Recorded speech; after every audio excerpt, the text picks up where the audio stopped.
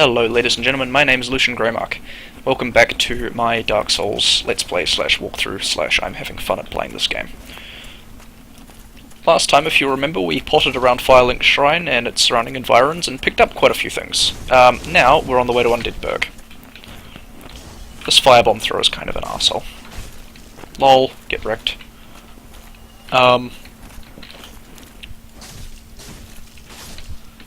These enemies you can kill pretty quickly, 3 swings for a kill. This guy's a little bit more of a pain, but if we're good, we can parry him and then riposte, which is an instant kill. Normally that would take about 5 swings, I think, 4 or 5 swings. Another soul. Might be able to level up and get that other sword. Okay. Thanks game for not doing what I told you to. You didn't see that. Let's try again. Okay, I'm back. I picked up my souls. I killed the dudes. Let's try this again, shall we? I forgot I'm not playing Dark Souls 2 anymore, and I actually have to double tap space to jump, which is that. Usually, playing Dark Souls 2, I'd just press F and it would jump, so that was my fault. Player error.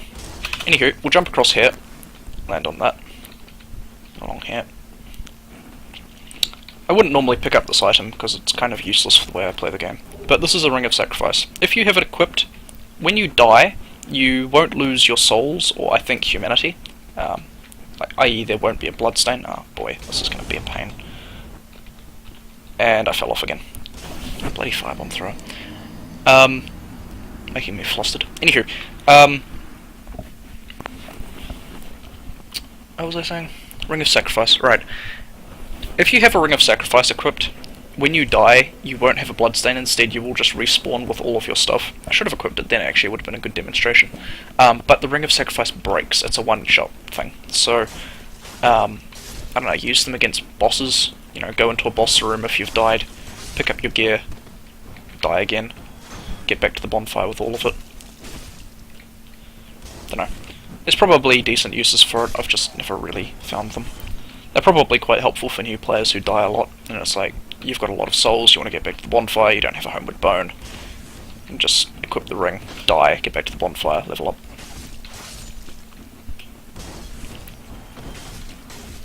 Okay, we're gonna have to jump back over there to get my souls, which is kind of a pain, but I'll manage. You'll notice I took my armor off again. Makes it easier to jump. Okay, let's try this again. I can get across fine, it's getting back that's the pain.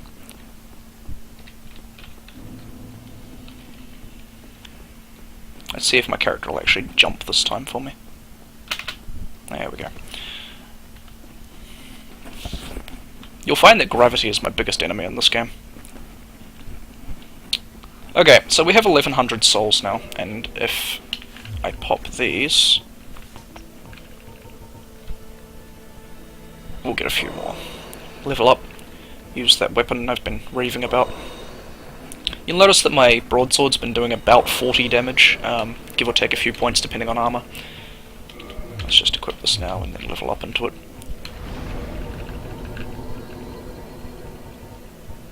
Get another point of that. You'll notice that the Astura Straightsword does considerably more. Something to note about this weapon is it has not only C-rank strength and dexterity scaling, but also C-rank faith scaling, which means that you get damage from all 3 stats, so increasing all 3 of them is beneficial to your damage.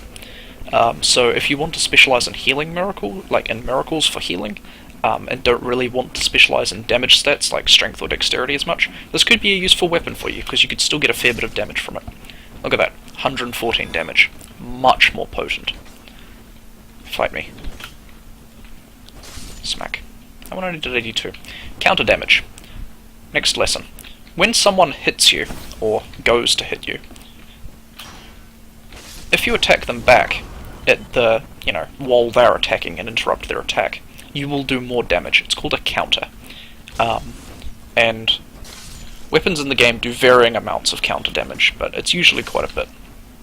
Notice he was still midway through the end of his attack animation when he when I hit him then. Did a lot more damage than normal. Good to know. Run along here, collect this. I think it's just another soul, yep. Let's use it now so they don't clog up. You can't use multiples in this game. FromSoft didn't think to put that in, so it's better often just to use those when you pick them up. Especially once you've been playing the game for a while and you're confident that you're not going to die every few seconds. Another soul. Okay, so we're finally heading on towards the Undead Burg. That grate in front of me is a shortcut. We'll open it later. Can't do it now. Opens from the other side. Put my armor on. Okay. Hello there, friend. See, with a storage straight sword you can crash through most of this area pretty easily. There's stuff down there that we're going to grab in a moment, but I'm going to go through here first. Kill these guys. Yeah, you missed. Good job, friend. Okay, so we're going to roll through here. Pick this up. Another soul. Use it now. And we'll head down here. When your bloodstain is on the ground,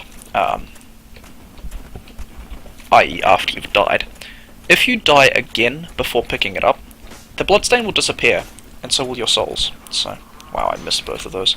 And so will your souls, so it's a good idea to get that before trying to engage any massive enemies. And here there's another soul that we can grab.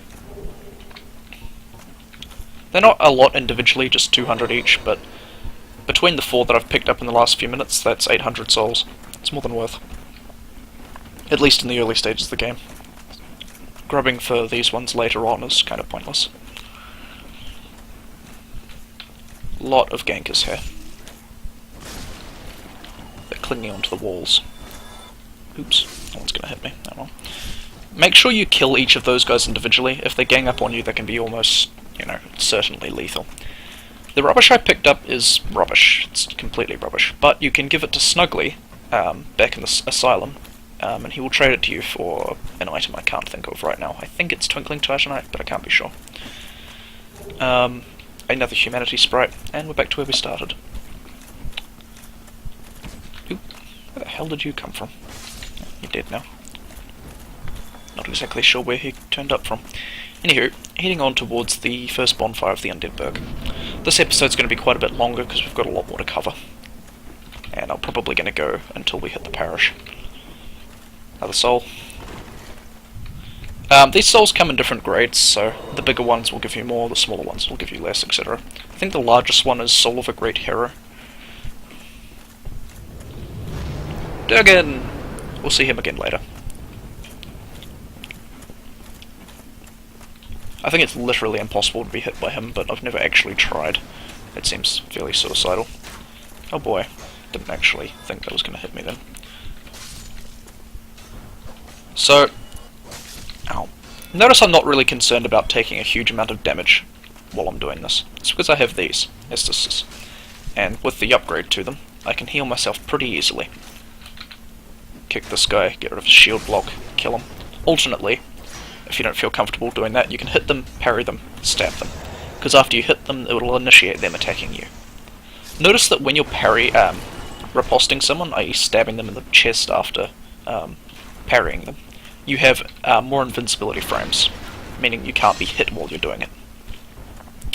Down here we're going to meet our very good friend, Mr. Crazy Pants. Well, he's a merchant. You can buy cool stuff from him.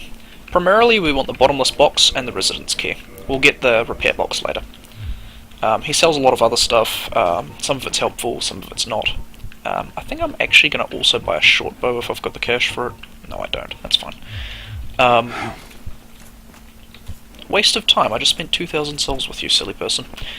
There's a few things in that direction, but we're going to completely ignore them, because it's just a crossbow, which is terrible, and a few souls, which I can get elsewhere, and a few hollows, which might actually kill me, because they all swarm you in one go. There's a shield through there that you need the residence key to open. It's not the only door that the residence key opens, mind. But it's not as good as the shield you start with if you're playing this character. Another bonfire. Nice. So we'll sit here, which will refresh all the enemies in the area, which we will kill, again, for souls. You'll notice it didn't give me 9 Estus charges. That's because it's not kindled yet. Remember what I was talking about earlier? This one only has 5. So we're going to use a couple of humanities. We're going to sit at the bonfire, reverse hollowing, because you need to do that to kindle. This takes a moment. Humanity restored. Then we're going to kindle the bonfire. This will drag my Estus charges up to 10. So now instead of just going resetting to 5 every time I sit at this bonfire, it'll take me all the way back up to 10, which is good. It's a good thing. Trust me. Kill this guy. Notice how much damage this sword does. If I switch to my broadsword, actually I'm going to show you just how much extra damage this thing is doing. If I switch to my broadsword, sit at this, and then have another crack. Oh, hello Mr. Hollow. You weren't there last time. Notice it takes an extra 2 hits to kill the guy. Doesn't seem like a lot, but when you could potentially be fighting a lot more enemies than just these guys, it makes a huge difference.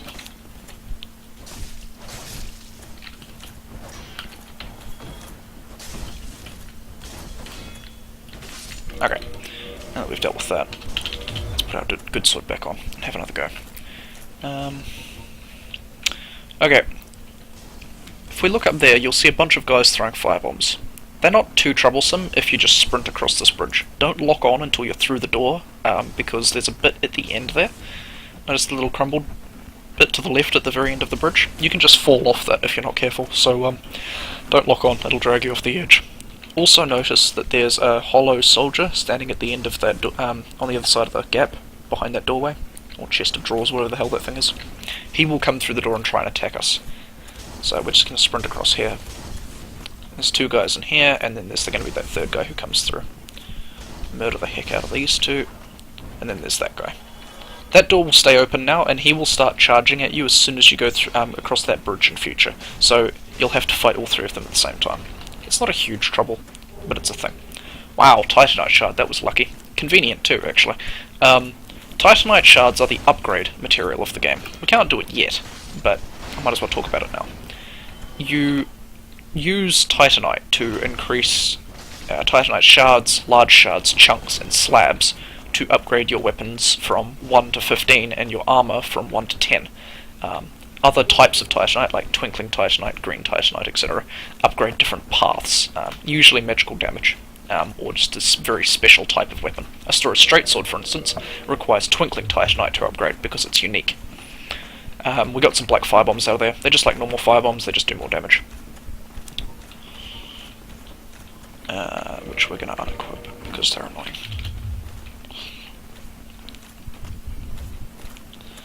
Three guys up here. One of them throws firebombs, that's the middle one. Okay, see that black stuff that flew from one of those corpses into me? With the souls? That was a humanity sprite. Notice I've got 1 liquid humanity in the counter now. Occasionally when you kill some enemies, you will just randomly gain humanity. It's a neat mechanic, but you can't rely on it. Kill these guys. Crazy frame rate drop because of my recording software. Sorry about that. It's going to get worse in Blighttown. Don't even know how I'm going to record that. Another soul. Firebomb. Okay, let's use that soul while we're here. We're getting up to the first major mini-boss of the game, i.e. the first Black Knight. These guys have got a pretty fearsome reputation, and for a good reason. They kill me 9 times out of 10 even when I'm trying hard. Mostly because parrying them is a pain in the ass, when I haven't practiced for a while. And I haven't practiced for a while, so hopefully I don't embarrass myself too much.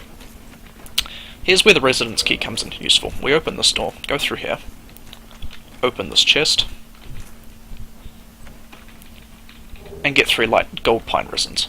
They are a powerful buff that adds lightning damage to your weapon for a short period of time, but they're a consumable, so you don't have them forever, and you need to be careful when you use them. But used appropriately, they can give you a really, really powerful buff of damage to your weapon.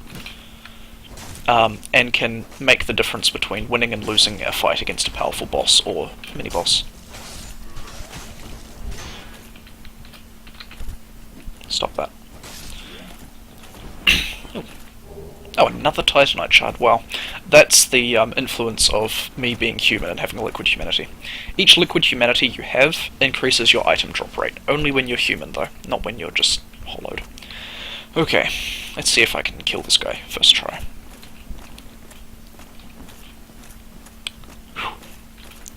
Nope. There we go. That won't kill him. It'll take a couple more.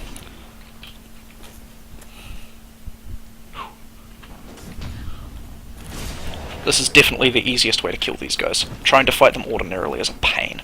Not so much with the Astora's straight sword, but still a pain. Anywho, these guys give you a lot of souls.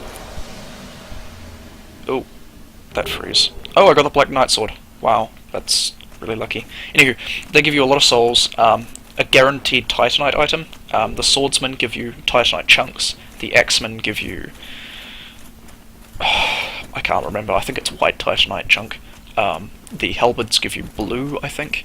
And the great swords give you red. Someone will correct me in the comments if I'm wrong, I'm sure. This guy kicks the barrel down at you, so we're going to try and get out of the way of that. There we go. Okay, he's dead. That Black Knight sword... Ew, did I just heal? That's a pain. The Black Knight sword that we got is a pretty rare drop. For good reason, because... yeah, I don't really have the strength to swing it properly yet. Do I? Would I if I... no, I don't have enough dexterity either. The point is, it's a very, very powerful weapon, and using it early in the game, it can honestly carry you through the entire game. A friend of mine got lucky, picked up the Black Knight sword from the Black Knight when he killed it the first time, carried him through the entire game. We also picked up the Blue Tearstone ring. This ring's really helpful. When your HP is low, it massively boosts your defense, and can allow you to survive hits that would otherwise outright kill you. Through this door is Havel. I'm not going to fight Havel, because it'll I'll just embarrass myself trying to kill him with the gear I've got right now. I can kill him, I could do it, but it would take me forever and I can't be bothered. We'll come back later when I'm a bit tankier and have a bit more damage. You can't normally... oh, hey, a summon sign. You can't normally open that door, but because I have the master key, it's doable. That was a crystal lizard. Crafty little buggers that appear, run away, and disappear. If you can kill them, they give you Titanite. Pretty rare Titanite too. I got some Twinkling Titanite and a Titanite chunk from him, so I'll be able to upgrade my Astora's straight sword. We're going to take my armor off again for the boss. Should I summon the dude? Nah.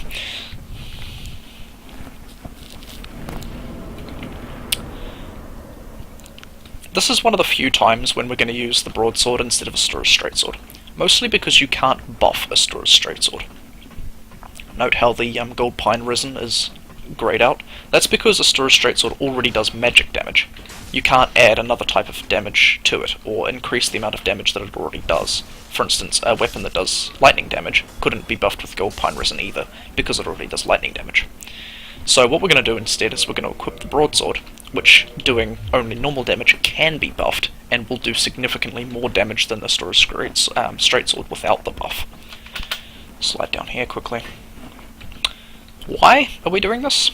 Because we're about to fight the first boss of the game. Meet the Taurus Demon. This guy is a pain. He can knock you off the edge of the area very easily, but with the broadsword, the pine gold resin, some rolling, a little bit of luck, and a little bit of skill, you can kill him pretty easily. Alternately, if you're quick... ow, stomping on me. Alternately, if you're quick, you can run back up that tower and do a plunging attack off it. Might be able to get a heal in here. Yeah, that was sketchy. Okay, he's dead. Right. He's okay. During the editing of this episode, I discovered that the footage that I had taken was way too long for one episode. So I'm going to cut it in half an hour here, half an hour on the next one. I'm going to do the outro here, which is going to be nothing special, just this. We'll see you in the next video. Yeah, I guess so. Bye-bye!